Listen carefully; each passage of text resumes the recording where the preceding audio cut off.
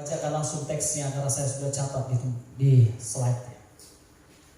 Hanya hendaklah hidupmu berpadanan dengan Injil Kristus, supaya apabila aku datang aku melihat, dan apabila aku tidak datang aku mendengar, bahwa kamu teguh berdiri dalam satu roh dan sehati sejiwa, berjuang untuk iman yang timbul dari berita Injil. Kerinduan Paulus kepada jemaat di Filipi adalah supaya jemaat di Filipi sehati sejiwa. Rahasianya supaya mereka sehati sejiwa adalah mereka harus berpadanan dengan Injil Kristus. Karena Injil merupakan satu syarat yang harus orang percaya imani di dalam kehidupan ini, karena Injil adalah berita tentang Yesus Kristus yang menyelamatkan dunia ini. Bapak Ibu jemaat yang terkasih dalam Tuhan, bagaimana mungkin kita dapat sehati sejiwa? Sementara setiap orang punya temperamen yang berbeda-beda, karakter yang berbeda-beda. Antara suami dan istri saja punya temperamen yang berbeda-beda. Apalagi kalau dilihat dari latar belakang suku atau budayanya masing-masing. Saya dan Ibu Gembala temperamennya berbeda, karena dibesarkan dari latar belakang suku dan budaya masing-masing. Pasti Tohang dengan Ibu juga berbeda. Pasti Tohang orang Batak, Mariska orang Dayak. Ya, sudah ngerasa lah bagaimana Bapak Ibu, ibu-ibu yang menikah dengan orang Batak. Berbeda temperamennya. Dari gaya bicaranya, dari suaranya saja sudah keras. Ngomongnya keras, suaranya, nadanya keras. Orang Ambon juga begitu. Antara Dayak Peninjal dengan Dayak Kubing juga berbeda. Juga dengan Dayak Randu, Dayak Pangin berbeda-beda. Bagaimana dapat sehati sejiwa sementara karakter, gaya, kehidupan, proses pembentukan dari mulai kecil sampai besar dibentuk dalam situasi yang berbeda-beda.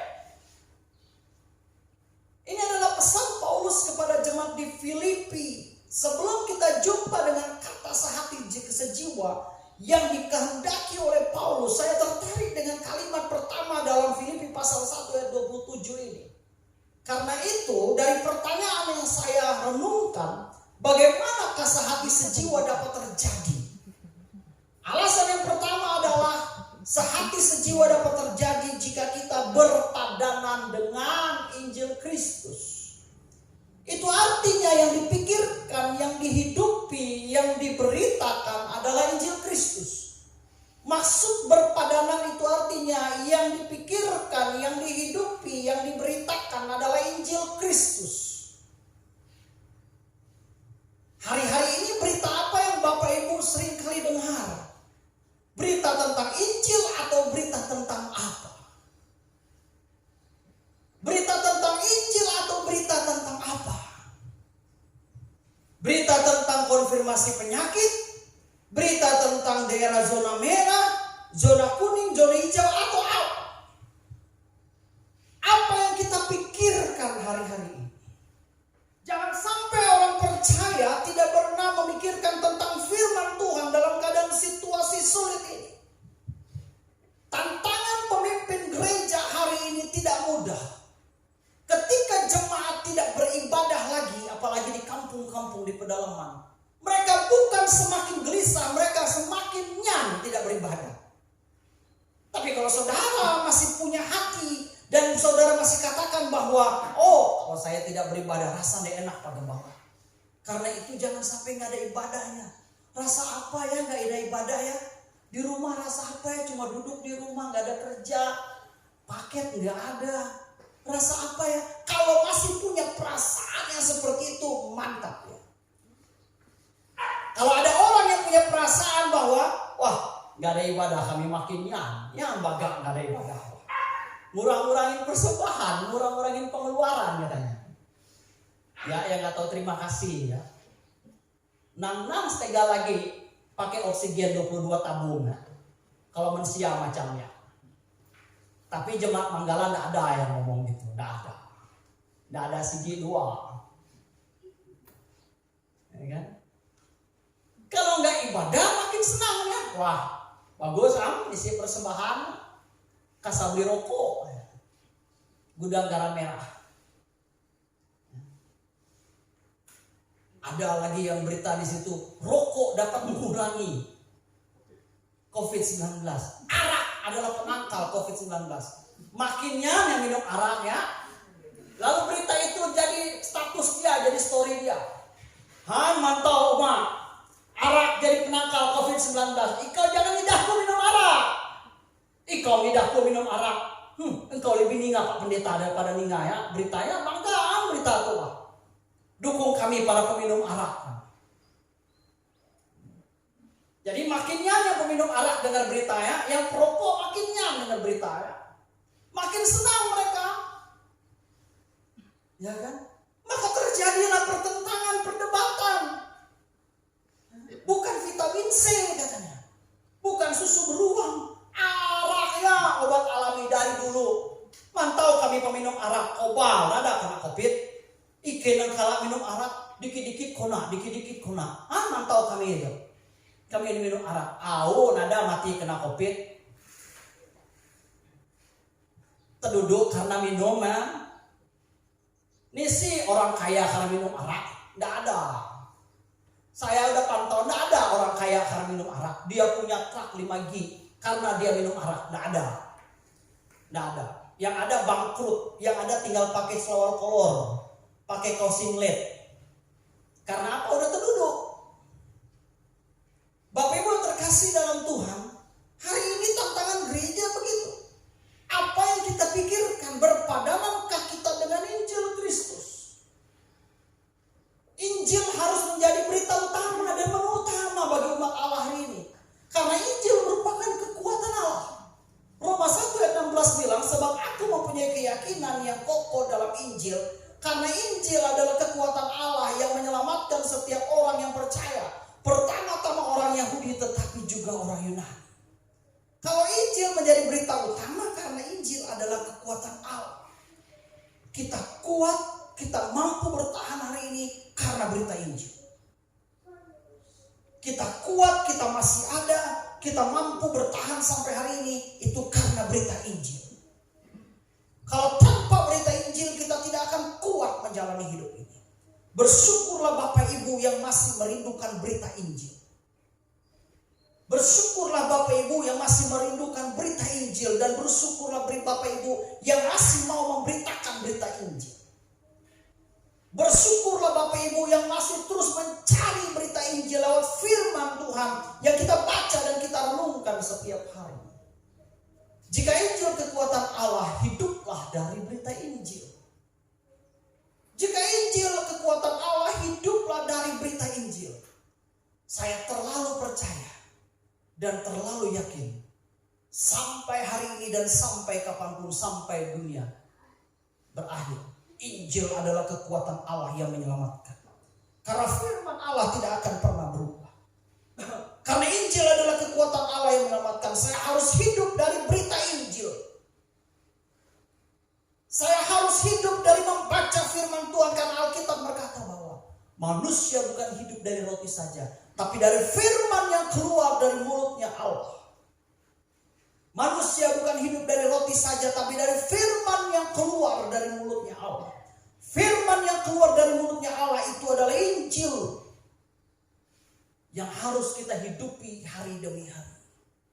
Berapa banyak kita di sini yang masih setia membaca renungan-renungan harian atau firman-firman Tuhan setiap harinya ketika bangun tidur. Berapa banyak konsumsi kita tentang berita Injil menjadi sebuah pokok pikiran dan pokok utama yang kita renungkan hari demi hari di dalam kehidupan ini. Saya menghimbau kepada jemaat yang Tuhan percayakan saya gembalakan hari ini.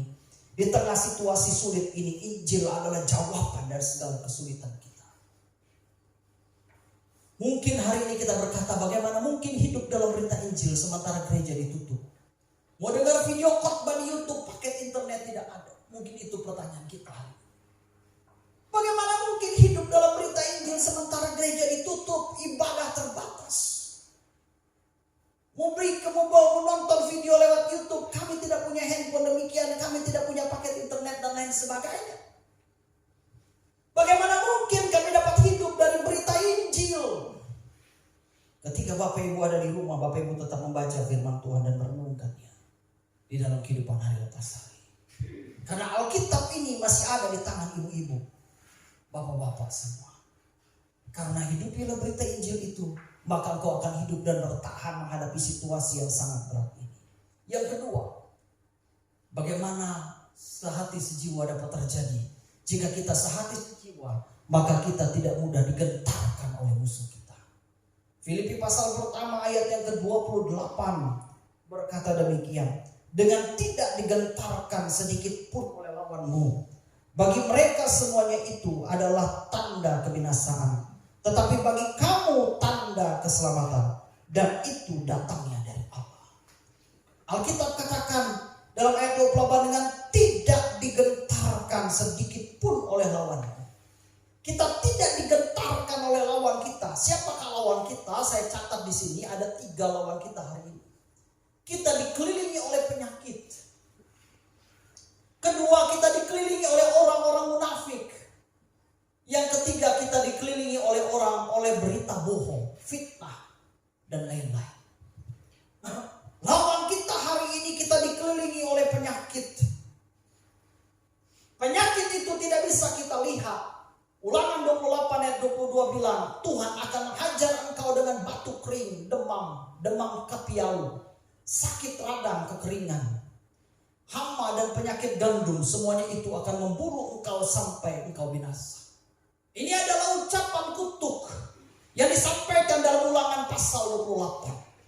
Karena dalam Ulangan 28 itu ada berkat dan ada ucapan kutuk. Kutuk menimpa orang percaya apabila orang percaya tidak mendengarkan firman Tuhan dan tidak melakukan kebenaran firman Tuhan. Maka Alkitab katakan Tuhan akan menghajar engkau dengan batu kering, demam kepialu. Apa itu demam kepialu? Bahasa kita hari-hari, podih kepala. Itu demam kepialu namanya, podih kepala. Kepala rasa berat, kepala rasa sakit, kuat sekali sakit kepalanya. Itu demam kepialu, itu podih kepala. Coba cari dalam kamus Alkitab. Apa arti demam kepialu? Itu artinya podih kepala. Sakit kepala. Hama penyakit gandum. Penyakit gandum itu artinya segala sesuatu yang kita tanam, padi, gandum, jagung, apapun tidak menghasilkan. Tidak menghasilkan Bapak Ibu. Ini bulan Juli tapi hujan terus turun, bahkan banjir. Semuanya itu akan memburu engkau sampai engkau binasa. Jangan sampai ini menimpa kita semua. Ini adalah sebuah peringatan dari firman Tuhan. Kalau kita sebagai orang percaya masih tidak mendengarkan firman Tuhan, masih tidak taat terhadap kebenaran firman Tuhan, inilah yang akan terjadi. Tapi marilah kita berenung. Marilah kita melihat walaupun kita dihimpit oleh penyakit yang ada di sekitar kita dan itu tidak dapat nampak dan tidak kita lihat. Marilah kita bersama berkata kepada Tuhan, sehati sejiwa harus ada di dalam diri kita. Supaya kita sama-sama membackup satu dengan yang lainnya. Menolong satu dengan yang lainnya. Ketika suami sakit, istri juga berdoa bagi dia. Ketika istri sakit, suami juga berdoa buat istrinya. Ya. Jadi kalau istrinya kena COVID, suaminya juga berdoa supaya istrinya sembuh. Doanya setiap malam sambil dia meneteskan air mata, dia berdoa, Tuhan jamahlah istriku supaya dia sembuh dari penyakitnya. Saya percaya dan yakin tidak ada suami-suami di Selo Manggala ini ketika istrinya kena COVID, lalu dia batuk, lalu dia berdoa kepada Tuhan, Tuhan panggillah istri saya. Dia sangat merepotkan saya. Kalau dia hidup mulutnya sangat kasar sekali. Dia ngomong suka sembarangan. Buatlah dia pensiun ya Tuhan. Saya percaya tidak ada jemaat Selo Manggala yang ngomongnya seperti itu ketika istrinya sakit. Karena apa? Karena kita semua sayang terhadap istri kita. Begitu juga ketika suami sakit, kan ibu-ibu doa yang baik supaya suamimu sembuh, dijamah, dipulihkan oleh Tuhan dari penyakit yang dia alami. Bapak Alex cerita waktu kemarin nyemprot dengan saya, Bapak Alex sakit, Rasanya nangis kayak apa? Nangis terus. Mula dia Pak Gembala, kalau bini podi laki lalu nak nangis dia Pak Gembala, bilang dalam hatiku aku nada berjatuh dengan simpul. Yang tua aja sayang dengan istri, apalagi kami ini kaum dia, haruslah sayang dengan istri. Yang tua aja masih nangis, ya kan? Saya percaya juga kalau Bapak R, Mama R sakit, Bapak R juga nangis ya, ya kan? Nggak ada Mama R yang ketawa, Bapak R ketawa, ya syukur kau podi ya. Aku begini lagi dengan orang kem.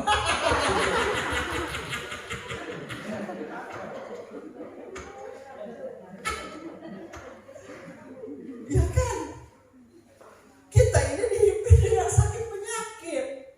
Sehati sejiwa harus ada dalam kehidupan kita, saling menopang.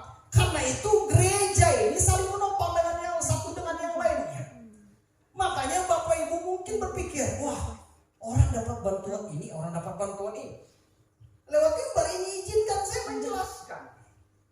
Kalau Bapak Ibu punya anak pemuda, walaupun anak pemuda itu tidak kena, tapi orang tuanya kena, karena anak itu juga isolasi dan juga terdampak karena orang tuanya tidak dapat bekerja, maka orang tuanya yang punya anak pemuda akan dapat bantuan dari pemuda. Nilainya Rp100.000. Sudah banyak intervensi dari kas pemuda.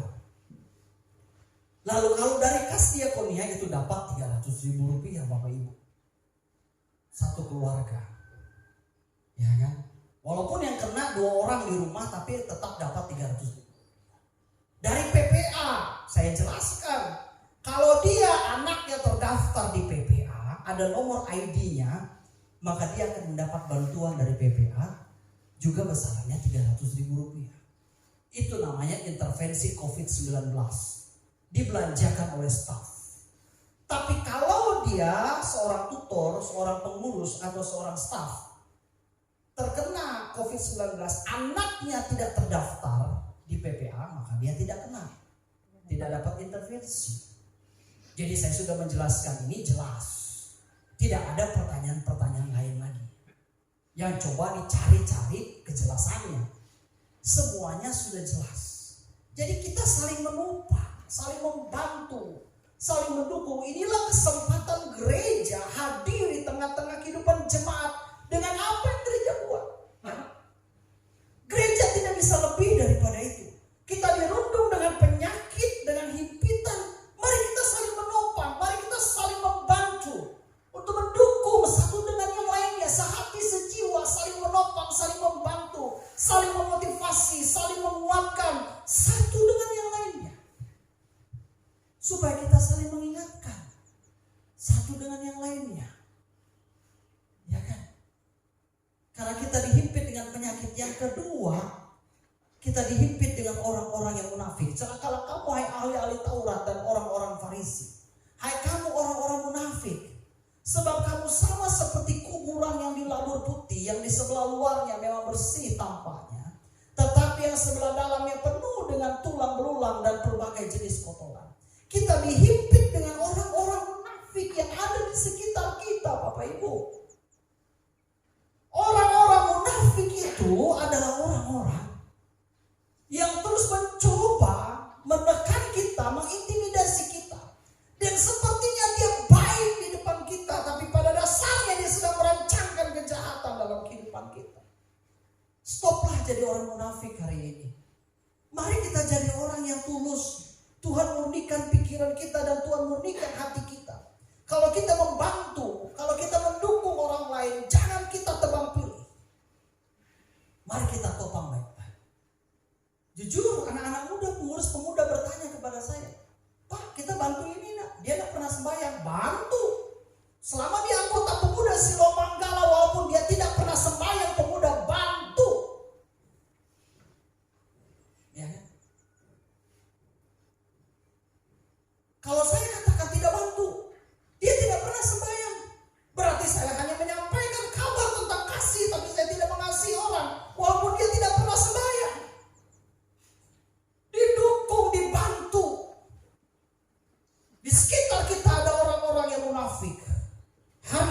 kemunafikan tetap ada di dalam masyarakat kita. Orang yang sudah mendengar firman Tuhan pun, orang yang sudah belajar firman Tuhan pun, kadang-kala pikirannya seperti ini dan hatinya seperti ini. Kita mau sehati sejiwa, tapi kita dikelilingi dengan orang-orang munafik di sekitar kita. Yang ketiga, orang-orang yang munafik itu adalah orang-orang yang mengabarkan berita bohong. Yang ketiga, berita fitnah.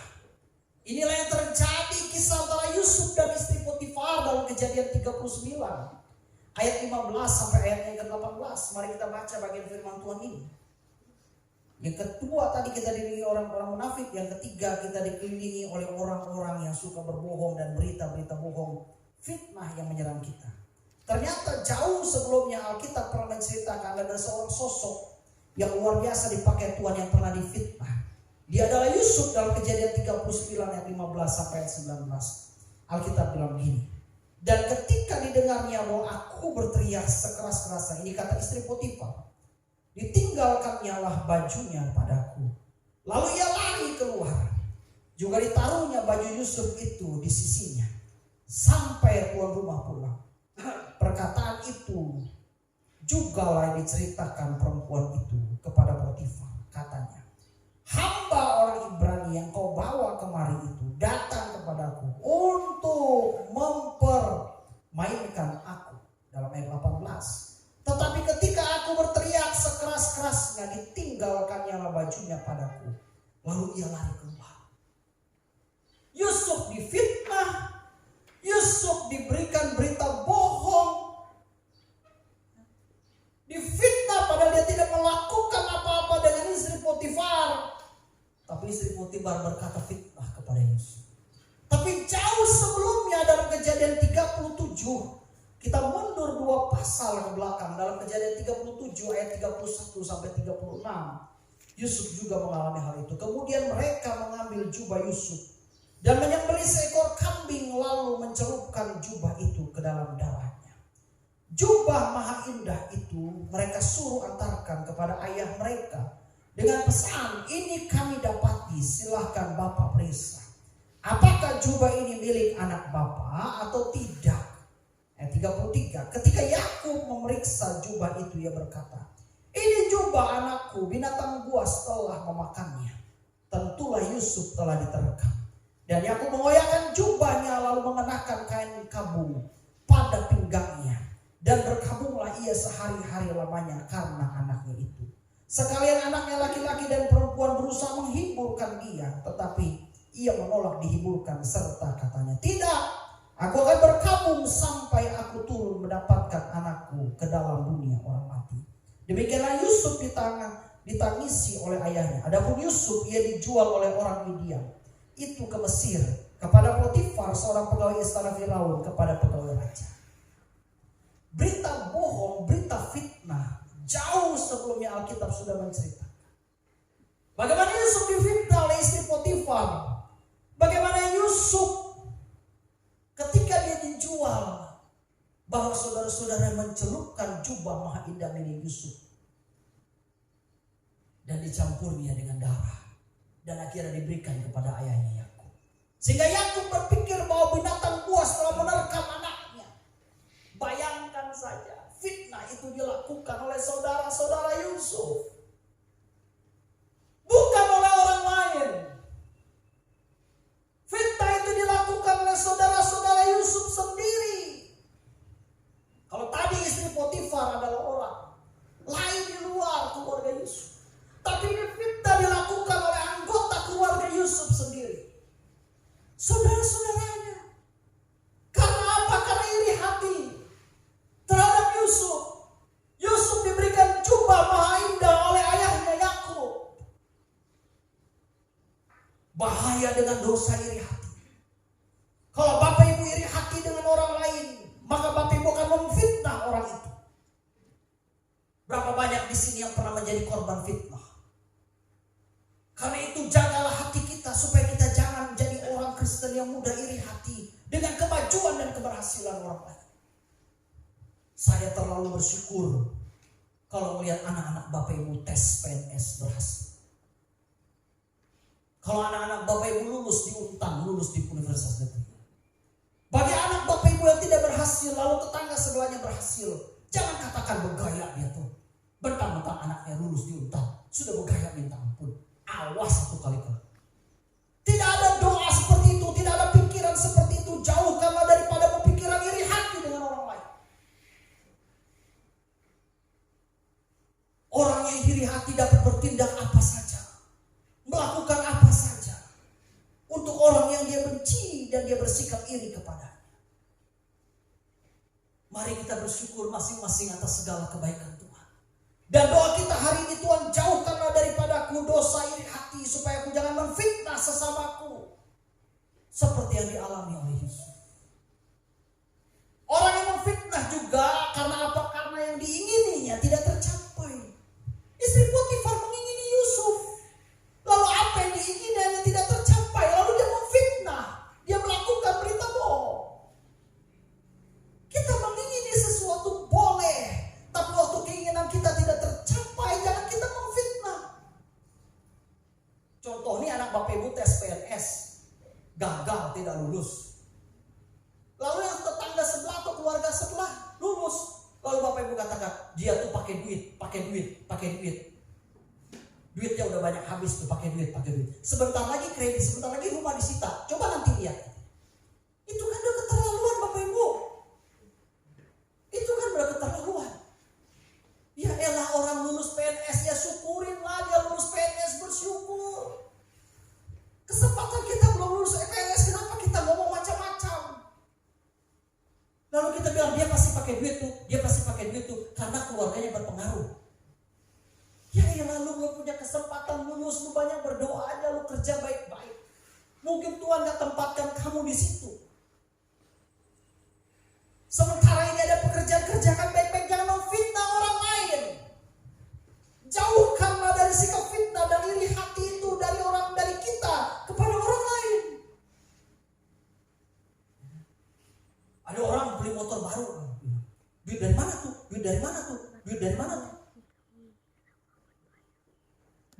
Jangan-jangan korupsi dana ADD, dana COVID-19. Pantau bantuan dan dikasih ke masyarakat. Nana uang ditilep katanya. Ya elah, jaga hatimu dan orang bagus-bagus lah. Ucapin syukur sama Tuhan atas segala berkat yang Tuhan kasih. Jangan memfitnah dan jangan iri hati dengan orang lain. Karena setiap orang sudah Tuhan takarkan berkatnya masing-masing. Saya menjaga diri saya supaya jangan sampai melakukan sikap seperti itu. Sebagai seorang hamba Tuhan. Ini kan jelas. Kalau konferensi daerah nanti Pendeta Petrus akan maju dan saya akan kemungkinan besar bersama dengan beliau. Saya menjaga diri saya dan hati saya untuk tidak terpancing dengan kalian. Saya mengurusi pelayanan saya. Biarpun orang memfitnah, mengkritik, melakukan berita bohong dari kanan, kiri, depan, belakang, tapi saya berusaha tenang. Lakukan yang menjadi bagian saya. Tuhan tahulah saya sudah menabur selama ini. Bukankah saya melayani langsung dengan gaji besar? Mulai dari gaji gak ada apa-apa. Ya elah Bapak Ibu, kalau saya sekarang masih ada dan bisa dapat seperti ini. Ya elah, kalau bukan karena Tuhan, gak adalah saya ini. Apa sih yang saya banggakan dalam hidup ini? Tidak ada, semua karena kemurahan Tuhan aja lah. Saya bisa ketemu Bapak Ibu, saya bisa melayani Bapak Ibu, itu kebahagiaan buat saya. Terlalu banyak kebaikan Tuhan kepada saya. Dan terlalu banyak juga kebaikan Tuhan buat orang lain. Saya berusaha menjaga diri saya menjadi pendeta doni. Saya tidak mau menjadi pendeta orang lain, pendeta lain. Saya mau jadi pendeta doni yang adalah seperti ini.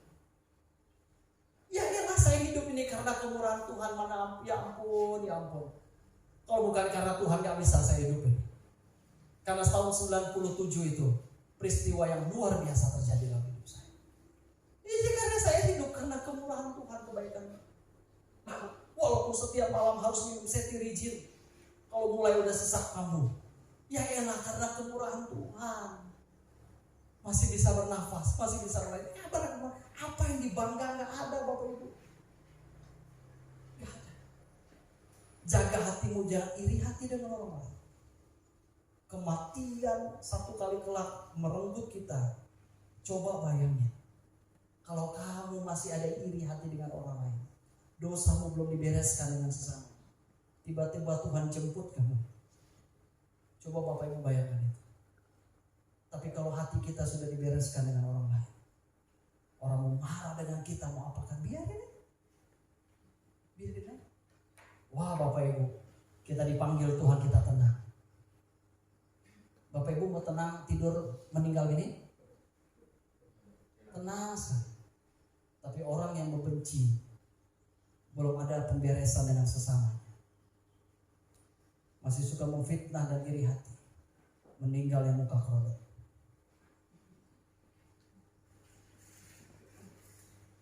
Mulut temenyong, dilurusin sama anaknya mau balik lagi. Karena apa?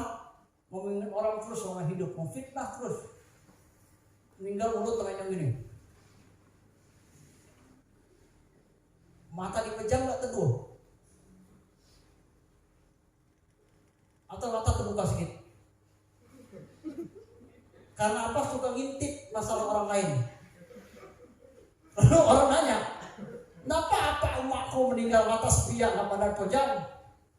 Dia suka iri dengan orang lain, mata sepiaknya suka memfitnah. Jadi mata sepiak bisa dipejam. Tapi kalau orang meninggal dalam situasi hati beres, dia gak ada dendam, gak ada masalah dengan orang, oh dia meninggal teduh sekali. Lalu orang bilang, ini meninggal kayak tidur ya, mukanya bagus. Tapi kalau Bapak Ibu masih iri zaman COVID ini, gak pernah beres dengan orang lain, Bapak Ibu meninggal muka jahat. Lalu orang katakan, apa mukanya jahat? Lalu orang bilang, selama hidup hati ya jahat badan orang, atau mati muka jahat. Tapi bukan itu, karena dia tidak bertobat. Sehati sejiwa, kita dikelilingi oleh orang-orang yang suka fitnah, suka bohong, memfitnah kita, iri dengan kita. Yusuf, dia tidak balas Potifar, istri Potifar. Yusuf, dia tidak balas saudara-saudaranya. Khotbah saya minggu pertama bulan Juni, waktu Yusuf ketemu dengan saudara-saudaranya, dia tidak balas dendam pada waktu itu. Tapi dia bilang, Tuhan yang menyuruh aku datang ke sini, bukan kamu yang menyuruh aku. Ayat itu, kisah itu menjadi rema dalam batin saya hari-hari ini. Menjadi rema dalam batin kita hari-hari ini. Supaya walaupun orang berbuat apapun, mari kita katakan, Tuhan, Engkau tetap Allah yang baik, tak pernah tinggalkan kami. Karena Tuhan tidak pernah merancangkan yang jahat, Dia selalu merancangkan untuk kebaikan. Amin, amin, amin, amin. Bapak Ibu, kiranya Tuhan Yesus memberkati kita semua.